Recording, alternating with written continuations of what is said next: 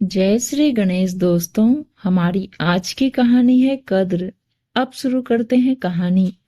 अरे, इतनी देर तक मैं कैसे सोती रह गई। अचानक से उठने पर नैना के सर में जोरों का दर्द उठा। पूरा शरीर टूट रहा था। छूने पर उसे लगा शायद बुखार है। फिर भी कोशिश करते हुए वो रसोई तक पहुंची। देखा उसकी सास रमा जी पूरी बना रही थी।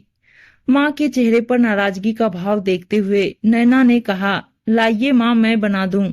अब क्या बनाएगी, सब तो बन ही गया है। माँ, मेरी तबीयत थोड़ी ठीक नहीं है, इसलिए आज उठने में थोड़ी देर हो गई।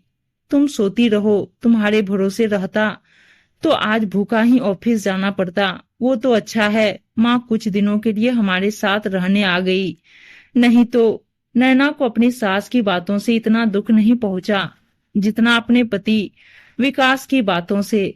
नैना अपने पति के साथ शहर में रहती थी। उनका एक छोटा दूध मुहा बच्चा था। उसको देखने के लिए उसकी सास रमा जी शहर आई थी। बहू की तीमारदारी ना करनी पड़े, इसलिए रमा जी डिलीवरी के समय आई नहीं थी। और नैना की डिलीवरी के समय उसके पति ने उसका थोड़ा बहुत ध्यान रखा था। बाकी उसके मायके वाले कुछ दिन के लिए आ गए थे। कमरे में आपको मैंने कल रात में बताया था, तबीयत थोड़ी ठीक नहीं लग रही, पर विकास अनसुना करके चला गया। बच्चे को दूध पिलाने के बाद नैना रसोई में आ गई। अब खड़ी रहेगी या कुछ हाथ भी चलाएगी। नैना ने रसोई घर में रखे बर्तन को देखा। सिंक में बर्तनों का अंबार लगा हुआ था। रमाजी ने आलू की सूखी सब्जी और कुछ पूड़ियां बनाई थी। उनके बेटे को बहुत पसंद है, शायद इसीलिए। पर नैना की खराब तबीयत के बारे में पूछना किसी ने जरूरी नहीं समझा। नैना ने मेडिसिन खाकर बुखार में ही घर के सारे काम किए। उसके ससुर जी को हल्का नाश्ता पसंद था, उनके लिए अलग खाना बनता था। रमा जी को चटर पटर खाने की आदत है, आए दिन कुछ न कुछ बनवाती रहती थी। नैना का बच्चा अभी बहुत छोटा था, उसका भी ध्यान वो खुद रखती थी। रमा जी अपने पोते का भी कोई काम नहीं किया करती थी। अरे, ठीक से मालिश कर, देख हड्डियां कितनी कमजोर है। नैना के मन में आया कि कह दे, आप ही कर दीजिए, पर वो जानती थी यही जवाब आएगा, अपने बच्चों का किए, अब क्या बच्चों के बच्चे का भी करेंगे। बहरहाल नैना ने उसी हाल में जैसे तैसे काम किए। शाम होते होते उसका बुखार और बढ़ गया। अब वो बुखार में कहारने लगी थी। उसे रह रहकर अपने मम्मी पापा की याद आने लगी। कैसे उसे थोड़ा बहुत भी बुखार हो जाता था तो घर के सारे लोग उसकी देखभाल में लग जाते थे। यहाँ तक कि छोटी सी छींक पर भी मुझे आराम करने का मौका मिल जाता था। मम्मी कितना कहती थी, इतना लाड प्यार ससुराल में नहीं मिलेगा, काम करने की आदत डाल।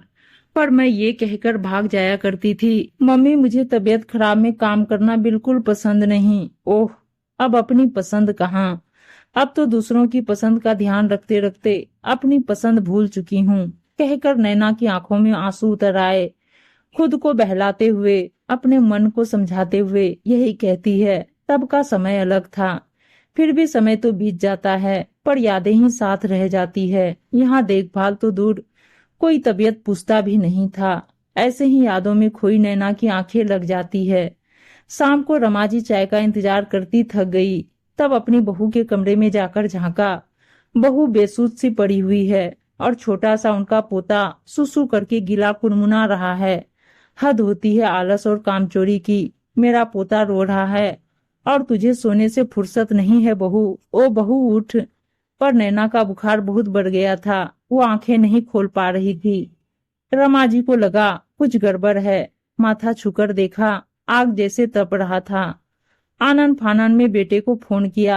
डॉक्टर ने कहा अगर सही समय पर इनका बुखार कम नहीं होता तो इनको दौरे भी आ सकते थे, और कमजोरी भी बहुत है। क्या इनकी ठीक से देखभाल नहीं हो रही? डॉक्टर की बात सुनकर नैना का पति सकपगा गया, जैसे कोई चोरी पकड़ी गई हो। सुबह ही तो नैना मुझसे कह रही थी और मैं उसकी बात सुने बिना चला गया। ओह, शर्म आनी चाहिए मुझे। जो पत्नी मेरे सुख के लिए दिन रात एक कर देती है, उसका मैं हालचाल पूछना भी जरूरी नहीं समझता। देखिए, अभी इनको एक सप्ताह आराम की सख्त जरूरत है। जी डॉक्टर साहब। डॉक्टर के जाने के बाद रमा देवी का बड़बड़ाना शुरू हो गया। लो, अब बहू की खिदमत करो, इससे अच्छा तो मैं गांव चली जाती हूँ। सुन बेटा, मेरा टिकट करा दे।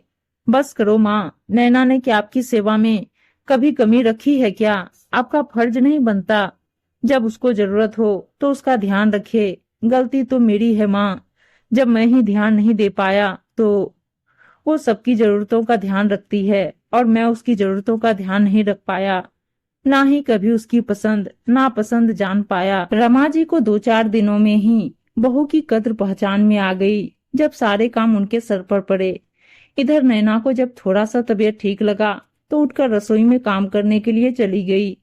अरे नैना, कमरे से बाहर क्यों आई? अभी तुम्हें आराम करना है। हाँ हाँ बहू, पूरी तरह से ठीक हो जाओ तब करना। तबीयत खराब में काम करने की जरूरत नहीं।